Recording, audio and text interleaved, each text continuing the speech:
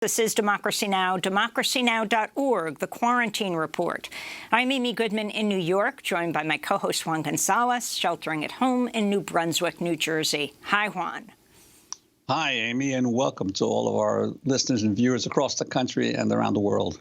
Well, we'll begin in Lebanon, where the government resigned Monday following days of protest after more than 200 people were killed and thousands injured in a devastating blast at Beirut's port. Dozens of people are still missing, many of them foreign workers. Prime Minister Hassan Diab announced his resignation in a televised address. We follow the will of the people to hold accountable those responsible for this disaster that has been in hiding for 7 years, and their desire for real change, from the corrupt, destructive state of brokerages and theft, to the state of law and justice and transparency, to a country that respects its people. In the face of this reality, we take a step back to stand with the people to undergo this battle of change with them. We want to open the door towards national salvation that the Lebanese people are taking part in, and thus I am announcing today the resignation of this government. The Lebanese president, Michel Aoun, accepted Diab's resignation, but asked him to stay on in a caretaker capacity until a new cabinet is formed. Last week's explosion was triggered by 2,700 tons of highly explosive ammonium nitrate left unattended in a warehouse at the port for over 6 years. The port blast came at a time when Lebanon's already facing political, economic, and public health crisis. Ziad Abu-Rish joins us now from Beirut, Lebanon, a historian and research fellow at the Lebanese Center for Policy Studies and co-director of Bard College's Master of Arts program in Human Rights and the Arts. Welcome to Democracy Now! It's great to have you with us, Ziad Abu-Rish. Can you start off by talking about the significance of the fall of the Lebanese government, but the fact that the government remains as a caretaker government, this as protesters continue to take to the streets in the midst of the aftermath of this horrific explosion? Absolutely, Amy, and thank you for having me and shedding light on this important topic. The fall of the Diab government was a demand of protesters and critics of the government, as well as people who participated in the October 2019 revolution in Lebanon and had opposed the formation of this cabinet. However, I think it's also important to recognize that the fall of this government is also the product of internal conflicts between the various political parties that make up Lebanon's political class. You mentioned the issue of remaining in power as a caretaker government. This is actually a very normal state of affairs after governments submit their resignation. And in fact, the fall of cabinets and even the holding of early parliamentary elections are not necessarily signs that fundamental transformation is underway in Lebanon. For now, at least, this is politics as usual, and the big question for people is what is going to come in place of this cabinet that has just resigned in the wake of the very deadly and devastating explosion, and a cabinet that has failed to stem the tide of various financial, economic, health, and infrastructural crises. And Ziad Abu-Rish, what about the president himself, Michel Aoun, and the other members of parliament? Are the protesters calling for a much more wholesale change in the government? And if so, what kind of structural changes do you think are needed in Lebanon today? Well, I think it's important to recognize that protesters are not necessarily unified in their demands. However, I think they share a wholesale rejection of the status quo in which all major political parties in Lebanon are implicated.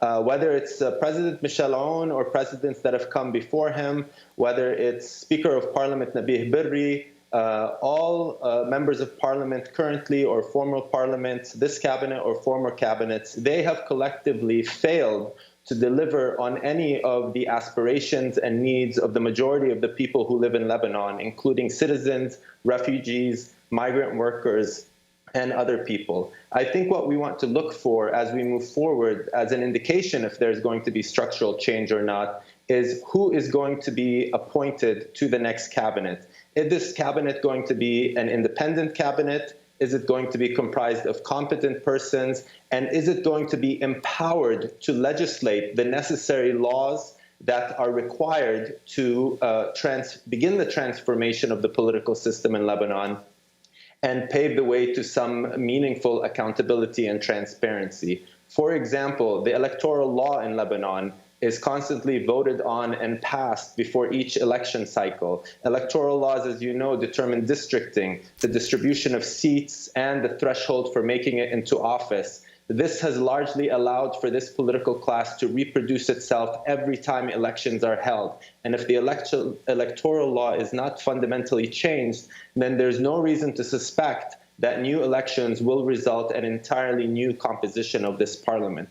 Of course, there are other reforms that we can think of that protesters have demanded for a long time, including judicial reform, for the creation of a truly independent judiciary, an addressment of the economic crisis, which has only continued to worsen. There has been no forensic audit to understand what happened and who is responsible. There have been no stopgap measures taken to prevent the continuous downward spiral. And of course, now in the wake of the explosion, any new cabinet is going to have to establish a meaningful investigation of the causes of the explosion and holding those people responsible. None of these things have happened, not in the Diab cabinet and not in other cabinets before then. And this is the fundamental issue here in Lebanon if anyone hopes to see the kind of transformation that most protesters are calling for. Can you respond to the French president, Macron, coming to Lebanon? The opening sentence of an AP report on his trip begins, "It was almost as if Emmanuel Macron forgot that Lebanon is no longer a French protectorate." He was in the streets before Lebanon's prime minister was. If you can talk about that relationship and also the $300 million that have been conferenced, a donors conference set up, and where that money would go. Absolutely. Well, the fact that Macron was in the streets before the prime minister or any other major official in Lebanon is more a reflection of the unaccountability of the Lebanese political class to the population of Lebanon than it is the goodwill intentions of the president of France. I think Macron was trying to seize the initiative for France and the European Union to get ahead of the United States in paving a way for some type of exit of the political and multiple crises in Lebanon. And he is perhaps even trying to reposition France in relation to Lebanon and the broader Middle East. That being said, I think it's important to note that France, the United States, the European Union, the International Monetary Fund, the World Bank, as well as other powers like Iran, Russia, Saudi Arabia, are all complicit in helping create, maintain, and sustain the political system in Lebanon that most protesters are calling for the downfall of. So this is either an 11th hour about-face turn by the Macron government and France more generally, or it's a cynical attempt to reestablish relationships. And as you mentioned yourself with that AP report, France was responsible for creating the state of Lebanon in the aftermath of World War II and was a colonial power from 1918 to 1946 when it withdrew. Most of the structural and institutional arrangements that are with us today in Lebanon were introduced and facilitated through French governance practices during the colonial period.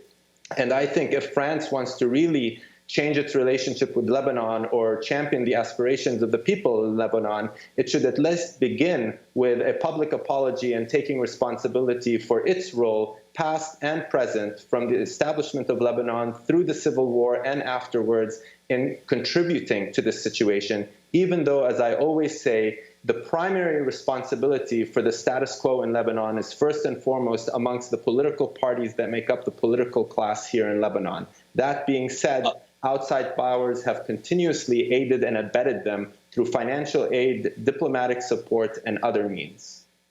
I'm wondering if you could talk about the role of Hezbollah in the current situation. Clearly, the Lebanese government is trying to get financial assistance from the International Monetary Fund, yet Hezbollah was very closely tied to the Diab government. Could you talk about that relationship and how this affects the standing of Hezbollah within the multi-party situation that has existed in Lebanon for so many years? Absolutely. Well, I think we should start by making clear that Hezbollah is a part of the political system and the political class in Lebanon. It has participated in various parliaments. It has participated in various governments. And Hezbollah is perhaps the most powerful political party here in Lebanon. It has used this power to buttress the political system in Lebanon, and it has used that power to oppose and confront protesters in Lebanon. So I think that's very important to make clear, and that any fundamental transformation, as protesters are demanding, killon yani killon, all of them means all of them, includes a fundamental rethinking of the role of Hezbollah in local politics here. That being said, I think a focus on Hezbollah as the panacea for the problems of Lebanon misses the broader constellation of political forces and parties that have helped create, maintain, and benefit from the system in place. I think we need to distinguish between legitimate criticisms and opposition to Hezbollah as a part of the broader political and economic system in Lebanon, and what I would call illegitimate criticisms of Hezbollah, those that are simply seek to reshuffle the chairs in Lebanon, to restructure the balance of power in Lebanon in the favor of other members of the political class at the exclusion of Hezbollah. If we think that any solution to the fundamental problems of Lebanon can be achieved by simply eliminating Hezbollah from the equation, then we are misreading the situation on the ground. It is part and parcel of the problem, but as is all major politicians and all major political parties, especially those that have been backed by the United States, Saudi Arabia, France, and others in the Western world. Ziad, we just have 10 seconds, but do you expect the protests on the ground in this ravaged capital of Beirut to intensify? I do suspect that they will intensify, but it's always the case. The challenge is, can they translate their presence on the ground into meaningful pressure for institutional and structural change in Lebanon? I wish them the best. I am admired and in awe of their bravery and courage despite repeated crises and traumas, and we'll have to wait and see what happens. Ziad Abu-Rish, I want to thank you for being with us, research fellow at the Lebanese Center for Policy Studies in Beirut, co-director of the master's program in human rights and the arts at Bard College.